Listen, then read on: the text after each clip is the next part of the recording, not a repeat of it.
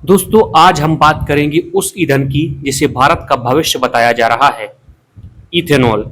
सरकार कहती है कि ये इथेनॉल से भारत का विदेशी तेल पर खर्चा कम होगा, किसानों की आय बढ़ेगी और प्रदूषण घटेगा। लेकिन दूसरी तरफ आलोचक पूछ रहे हैं कि क्या इथेनॉल के लिए भारत अपना पानी और अनाज दांव पर लगा रहा है। नमस्कार दोस्तों, आप दिख रहे हैं न्यूज डिकोड बाय वीसीकेटी। आइए जानते हैं इसके पीछे की सच्चाई क्या है। तो अब सवाल आता है कि इथेनॉल बनता कैसे है।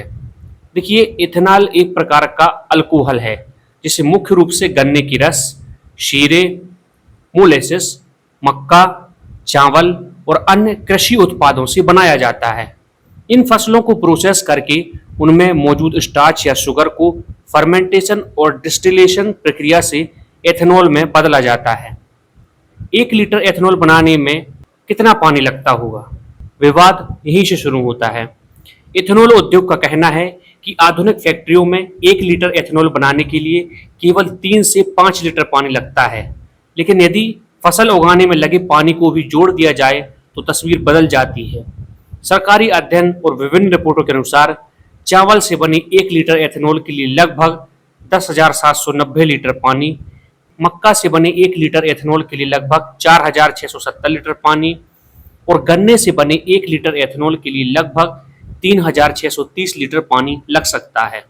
यानी 10,000 लीटर वाला आंकड़ा पूरी तरह झूठ नहीं है, लेकिन यह फैक्ट्री में खर्च हुए पानी का नहीं बल्कि पूरी खेती और उत्पादन चक्र का आंकड़ा है। तो क्या इससे भारत में पानी की कमी बढ़ सकती है? यह चिंता बिल्कुल वास्तविक है, क्योंकि भारत पहले से ही जल संकट झेल रहा है। यदि पानी की कमी वाले राज्यों में गन्ना और चावल जैसी फसलों को केवल ईंधन बनाने के लिए बढ़ावा दिया जाता है तो भूजल पर दबाव बढ़ सकता है।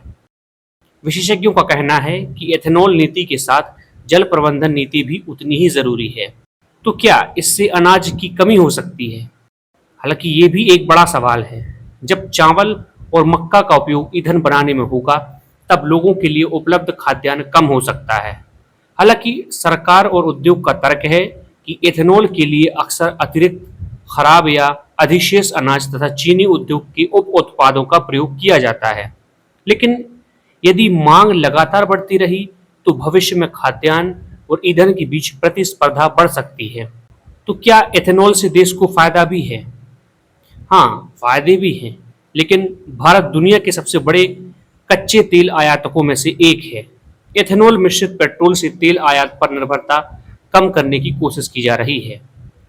सरकार का दावा है इससे विदेशी मुद्रा की बचत होती है, किसानों को नया बाजार मिलता है और कार्बन उत्सर्जन भी कम होता है। लेकिन वाहन मालिकों की शिकायत क्या है? देखिए, कई वाहन मालिकों का कहना है कि एथेनॉल मिश्रित पेट्रोल से माइलेज कुछ कम हो जाता है। ऑटोमोबाइल उद्योग के प्रतिनिधियों ने भी माना है कि E20 ईंधन से लगभग 2 से 4% तक माइलेज कम हो सकता है। हालांकि सरकार का कहना है कि इससे सुरक्षा संबंधी कोई बड़ा खतरा नहीं है। तो दोस्तों, सच्चाई ना तो पूरी तरह सरकार के पक्ष में है और ना ही पूरी तरह विरोधियों की।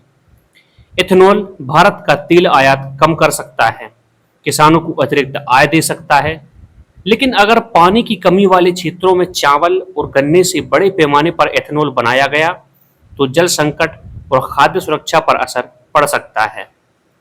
असली सवाल एथेनॉल नहीं है, असली सवाल है क्या भारत के पास इतनी मजबूत जल नीति और कृषि नीति है कि वह ईंधन, भोजन और पानी तीनों का संतुलन बना सके।